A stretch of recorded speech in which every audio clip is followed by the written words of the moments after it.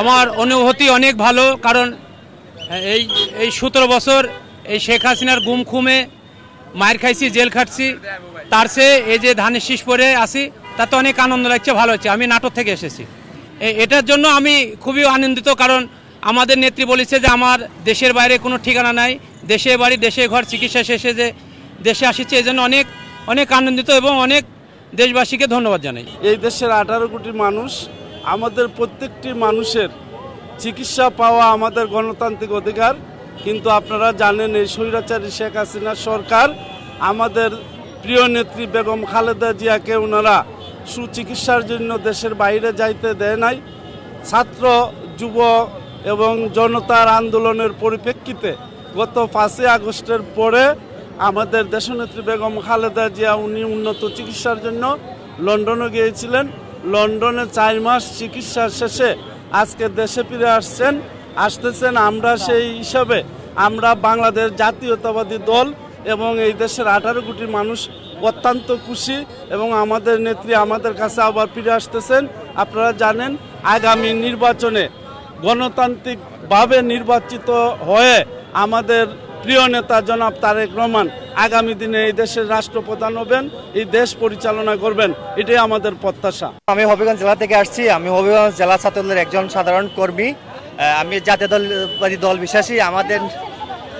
আমাদের নেত্রী আসতেছেন, এই জন্য আমি অনেক আনন্দিত এবং নেত্রী বরণ করার জন্য আমি ঢাকাতে চলে আসছি। হবিগঞ্জ থেকে নেত্রীর ভালোবাসা দলের টানে এবং দলের ভালোবাসায় আমি ঢাকাতে আসছি এবং নেত্রীর সাথে সাক্ষাৎ করার জন্য, দেখার জন্য এই আশায় আমার আসা ঢাকাতে।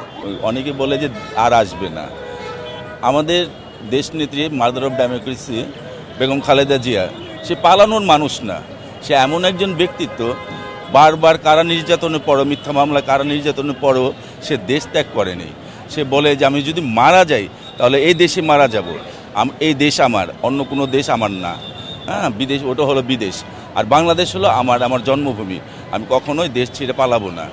আর আমরা এখানে এসেছি, আমি আসছি সকাল 7টায়, তো খুব আনন্দ নিয়ে এসছে এখানে। আমাদের মাতা আজকে দেশে ফিরবেন সুস্থ হয়ে, এটা হলো আমাদের সবচেয়ে বড় চাওয়া ছিল।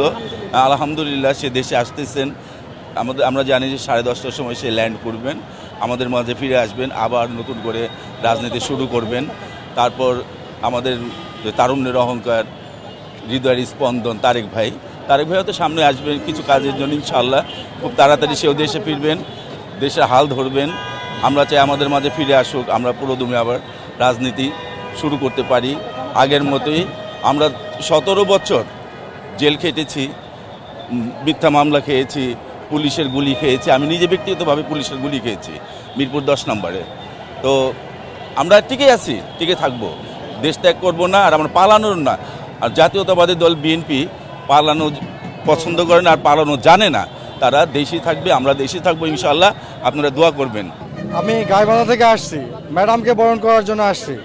অধীর আগ্রহে অপেক্ষা করতেছি ম্যাডামকে বরণ করে নেওয়ার জন্য, যে অনেকদিন হলো ম্যাডামকে দেখা হয় না, সেজন্য আর কি আমরা অধীর আগ্রহে আসি ম্যাডামকে বরণ করে নেওয়ার জন্য।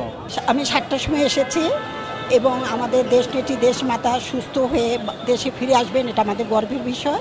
তা আমরা এখানে অপেক্ষা করছি তাকে স্বাগত জানানোর জন্য এবং আমরা খুব আনন্দিত তিনি আমাদের মাঝে ফিরে আসছেন। অনেকে বলেছে তিনি আসবে না, কিন্তু আমরা জানি তিনি আপসী নেত্রী, তিনি আমাদের মাঝে ফিরে আসবেনই। সে কোনোভাবেই কেউ তাকে রুখতে পারবে না এবং সে পালায় নেই, সে কোনো ব্যাপারে কোনো আপোষ নেই। সে সুস্থ হয়ে চিকিৎসার জন্য সে ওই দেশে অবস্থান করেছে এবং সুস্থ হয়ে তিনি আমাদের মাঝে ফিরে আসছে। আমাদের নিয়মিত ট্রাফিক ডিউটি আছে, প্লাস অতিরিক্ত ট্রাফিক ডিউটিও আছে এবং অতিরিক্ত আইন শৃঙ্খলা যাতে রক্ষা হয়, ভালো থাকে, এজন্য ক্রাইমের ফোর্স অনেক আছে। আমরা সবাই চেষ্টা করছি, ইনশাল্লাহ ভালো থাকবে।